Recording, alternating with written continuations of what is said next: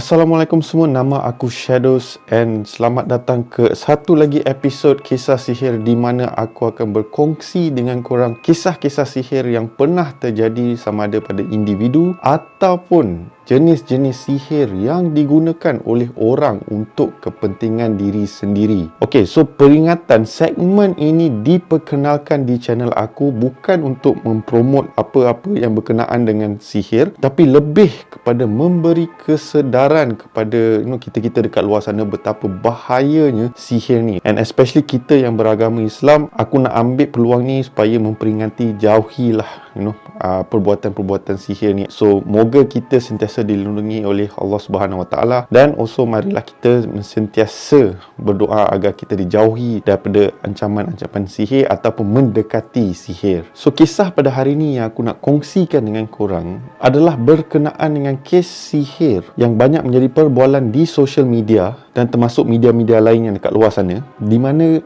kes ni berkenaan dengan kisah sihir yang dialami oleh Datuk Ustaz Muhammad Kazim Ilyas. Alright, so aku rasa ramai antara korang yang dah tahu apa perkembangan isu kes Datuk Ustaz Kazim Ilyas ni, di mana dia terkena sihir ataupun perbuatan sihir oleh orang-orang yang macam biasa tak bertanggungjawab. Okay, and macam aku cakap awal tadi, semua benda ni untuk kepentingan diri sendiri. So tanpa membuang masa, jom kita layan kisah pada hari ni.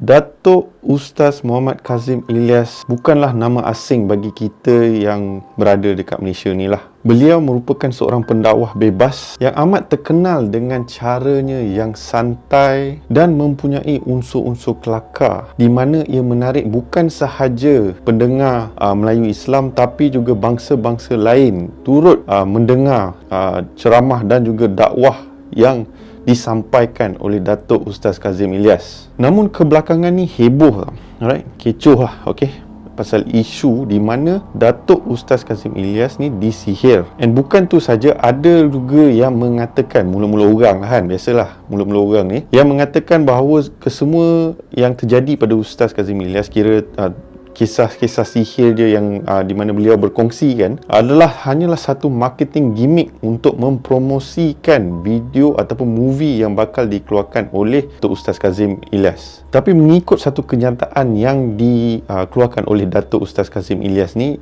yang apa yang telah terjadi pada beliau bukanlah satu marketing gimmick tapi merupakan satu pengalaman yang amat pahit bagi dia yang berlaku sejak tahun 1997. So kisah ni bukan baru-baru lagi. Benda ni dah terjadi lama. Tapi beliau tak naklah menampakkan yang dia tengah menderita, tengah sakit. Beliau juga ingin melindungi imej beliau sebagai seorang pendakwah. So pada awalnya, segala sakit-sakit yang dialami oleh beliau telah mendapatkan pendapat pakar, namun kebanyakannya hanya mengatakan yang beliau mengalami sakit-sakit tua dan tak menjumpai apa punca dari sakit beliau. Namun perit seksanya hanya Datuk Ustaz Kazim Ilyas yang tahulah betapa peritnya dia kena hadap segala sakit yang dialaminya. So korang bayangkan korang sakit, korang dah jumpa pakar, tapi pakar pun tak tahu apa kena mengena, apa isu ataupun apa sakit yang korang alami ni. Bila cek, segala-gala cek lah, cek darah lah, cek jantung lah, cek semuanya, tak ada apa-apa, tak memberi apa-apa petunjuk yang menunjukkan yang korang sakit. Tapi korang sendiri yang dapat tahu yang korang rasa tak selesa.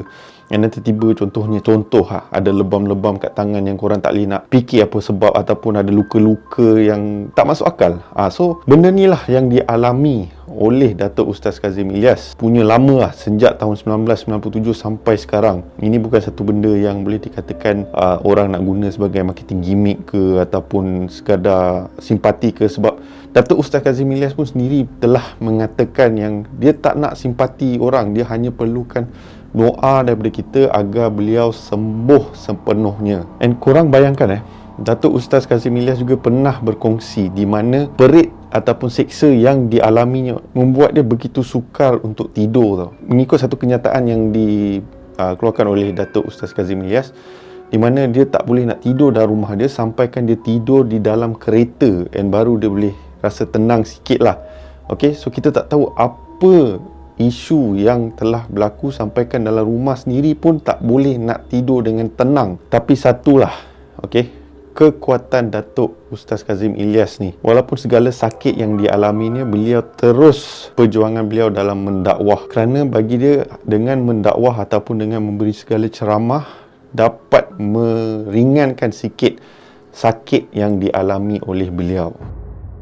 And also, walaupun dia dah jumpa pakar, dia pun turut jumpa pengamal perubatan Islam untuk periksa cek diri dia whether dia okey ke tak. So bila melakukan perubatan Islam, ada macam punca-punca ataupun benda-benda yang tak kena berlaku. Tapi walaupun semua tu dah dilakukan untuk menyembuhkan Datuk Ustaz Kazim Ilyas, namun tak berjaya. Still benda tu sekejap hilang, lepas tu datang balik, sekejap hilang, lepas tu datang balik. Dia macam tu sampai setengah pengamal perubatan sampai give up, dah tak tahu nak buat apa dah, sebab macam terlalu kuat sihir yang terkena pada Datuk Ustaz Kazim Ilyas ni. So untuk memberi beberapa contoh-contoh sakit yang dialami oleh beliau mengikut satu rancangan yang dia pernah keluar dekat TV, okey, di mana dia memberilah beberapa contoh ataupun pengalaman sakit yang dialami oleh Datuk Ustaz Kazim Ilyas. Antaranya adalah bengkak di telinga dan tak diketahui apa punca dia. So ada dekat telinga dia ada macam bengkak-bengkak sikit, and lagi tension lah, lagi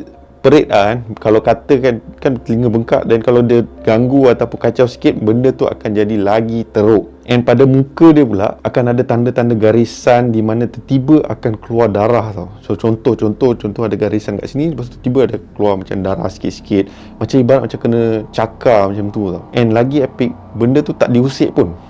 Okey, dia macam ada luka sikit, tak kacau, tak sentuh, tak apa, and tiba-tiba benda tu akan berdarah sikit-sikit.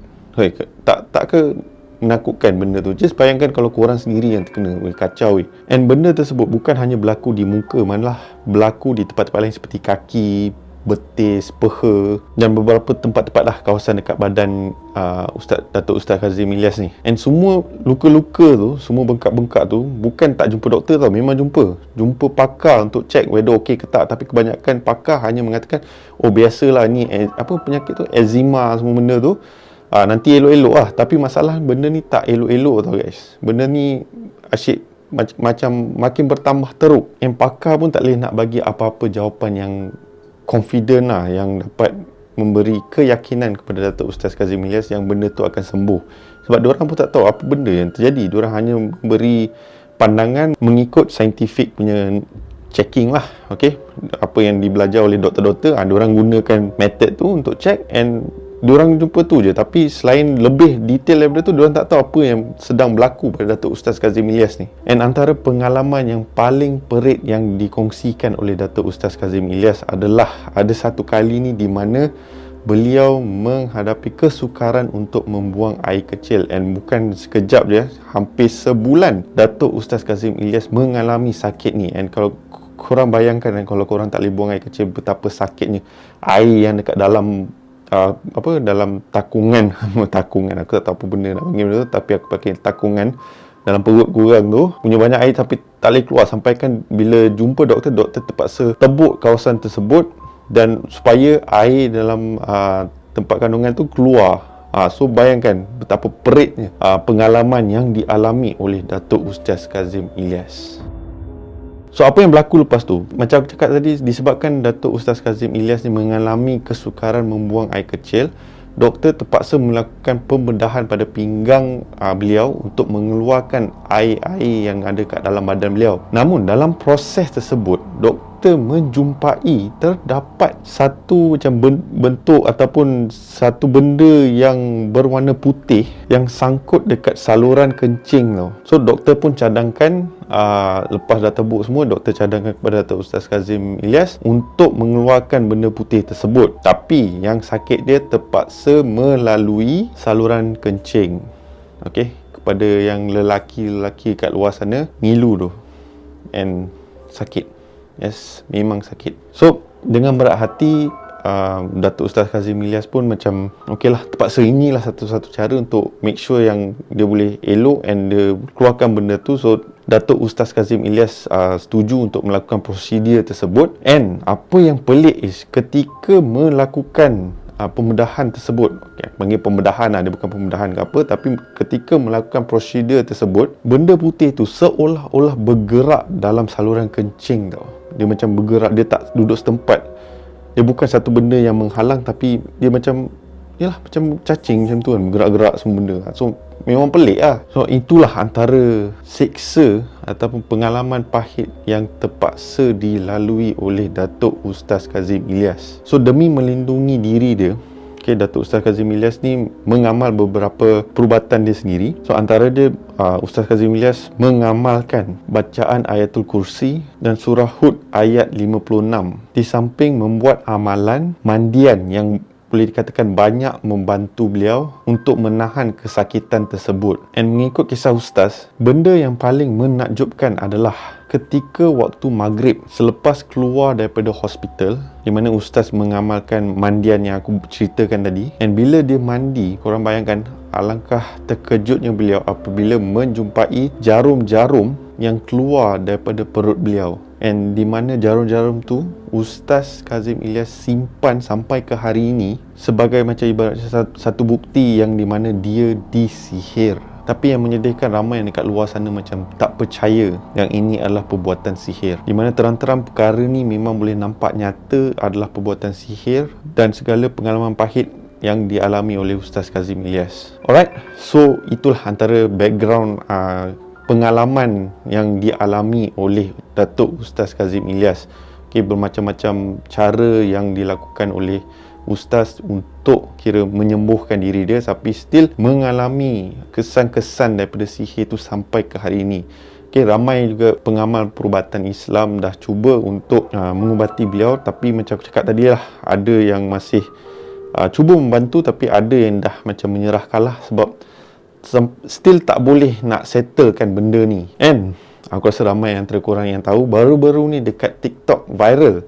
Okay, viral berkenaan dengan seorang, nama TikTok dia adalah Neo Pawang Diraja. Tak silap aku, Neo Pawang Diraja, di mana beliau membuat satu video, okay, atas permintaan oleh beberapa orang untuk mengetahui lah, okay, apa ancaman yang yang terkena atas Datuk Ustaz Kazim Ilyas ni. Okay, so Neo Pawang Diraja ni dikatakan dia ni ada kelebihan melihat sesuatu dan dia boleh melakar benda-benda yang dilihat dia. And dia sendiri cakap ini bukanlah satu benda yang dia buat main-main ataupun reka-rekaan semata-mata, tapi memang mendapat ilham, okay, melalui Allah Subhanahu Wa Taala. So macam aku cakap tadi, beberapa orang telah komen dekat TikTok beliau untuk melakar orang-orang yang bertanggungjawab atas kejadian melakukan sihir kepada Datuk Ustaz Kazim Ilyas ni. And so beliau pun melakar lah, and dia bukan hanya melakar wajah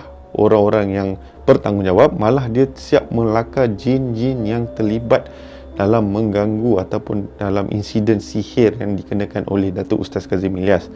Okay, so aku takkan tunjuk apa-apa video ataupun lakaran atau apa-apa, sebab mengikut video latest daripada Neo Pawang Diraja ni, di mana Ustaz Kazim Ilyas telah meminta beliau untuk remove video tersebut dari TikTok beliau dan jangan tunjuk ataupun jangan pamerkan dekat luar sana. So that's why aku tak nak tunjuk. Aku tahu ramai antara korang boleh lah cari video tu dekat luar sana, tapi bagi aku tak payahlah, sebab yalah, Datuk Ustaz Kazim Ilyas dah kata tak payah nak tengok, tak payah, dan siap suruh buang video tu. So bagi aku, untuk menghormati permintaan Datuk Ustaz Kazim Ilyas, aku tak akan menunjukkan video ataupun gambar yang diukirkan oleh Neo Pawang Diraja ni.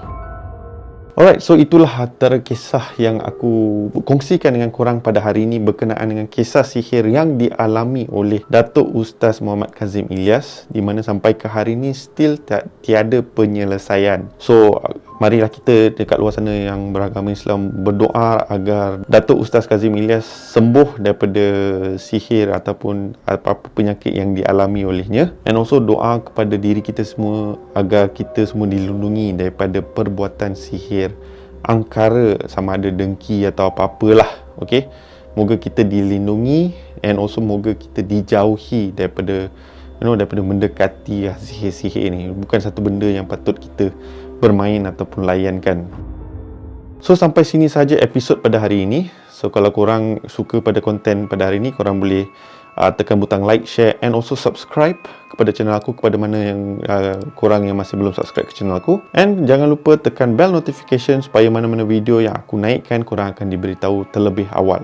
Terlebih awal. And also sekali lagi aku ingin mengucapkan terima kasih kerana sudi menonton ataupun sudi singgah ke channel aku, kepada mana viewer-viewer aku yang masih belum subscribe ke channel aku. So, by the orders of the shadows, stay safe, stay healthy, and moga kita dilindungi daripada Allah Subhanahu Wa Taala daripada segala ancaman sihir. Sehingga kita berjumpa lagi dalam episod yang akan datang. Jaga diri and Assalamualaikum.